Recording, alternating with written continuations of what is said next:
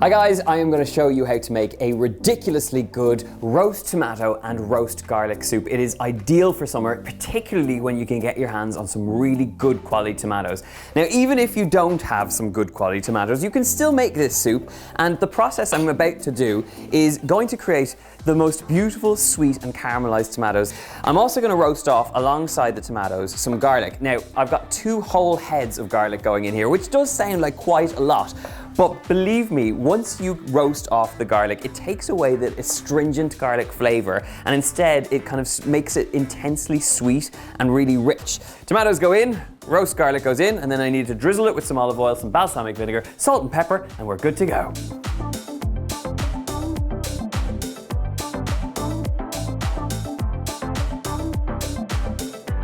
You may have noticed I'm using the whole head of garlic. I've just taken off the tops of these to expose the cloves so that they get some of that flavor into them. And alongside this, I'm gonna add a few little sprigs of thyme just in here to give a little touch of flavor. I have the oven set to about 200 degrees Celsius, that's about 400 degrees Fahrenheit. They're gonna roast off for about 35 minutes to 40 minutes, but the way that you know that they're done is those tomatoes will have reduced down, become intensely sweet, and the garlic should be nice and mushy. It's a technical term.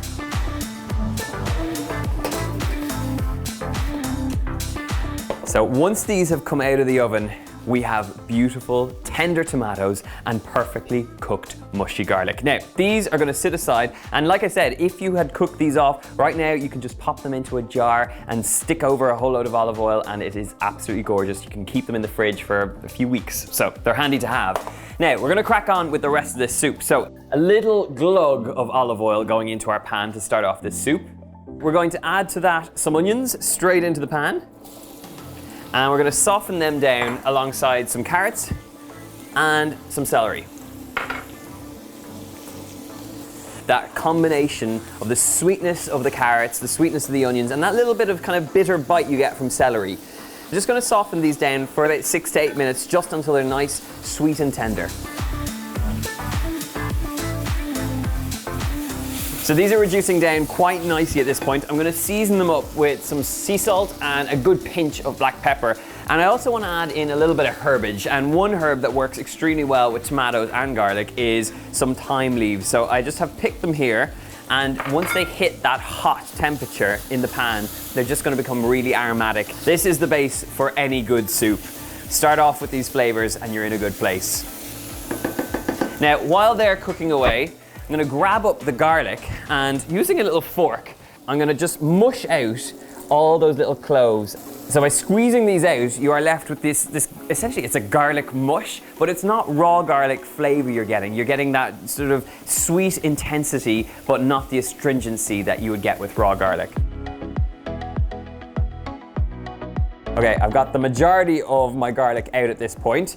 So I'm gonna get rid of this, give the hands a quick wash, and then using the back of that fork, I'm just gonna press this together until I have a really nice, smooth paste that can be dolloped into that soup.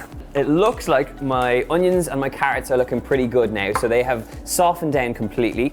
I'm just gonna bring the temperature back up ever so slightly and transfer in the tomatoes that have roasted off so beautifully. And you can see just how intensely sweet and juicy they look now. They're gonna add so much flavor. I'm gonna get my garlic in on top of this. We're gonna get our stock straight in here. And you can use any stock you like. If you're gonna wanna make it vegetarian, you wanna use a vegetable stock. Otherwise, chicken stock for a more intense flavor.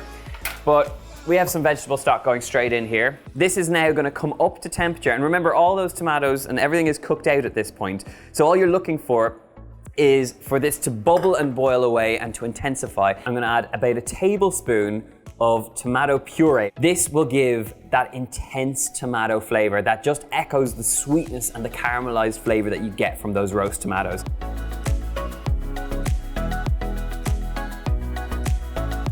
Okay, so this tomato soup has been bubbling away for about 10 minutes, just until all those flavors come together.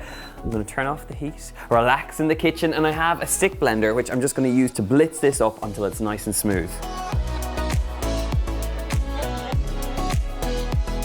So at this point, you can do any of the tweaking that's necessary. So give it a little taste. It's intensely tomatoey, but it does need a generous pinch of some salt just to get those flavors alive.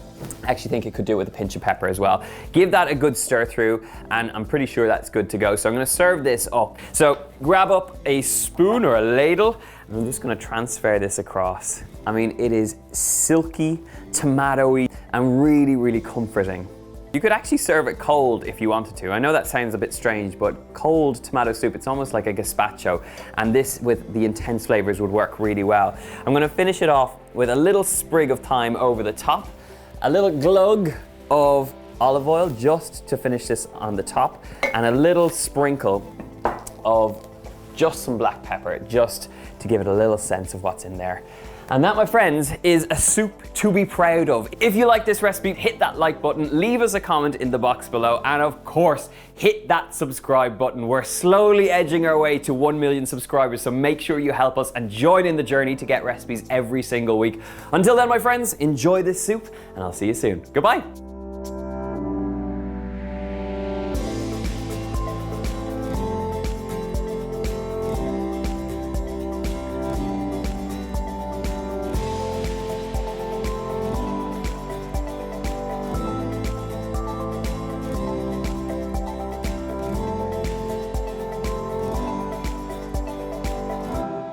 Okay, this is looking pretty good. So I'm gonna take away my little stick blender, which is, just hold the line please, caller.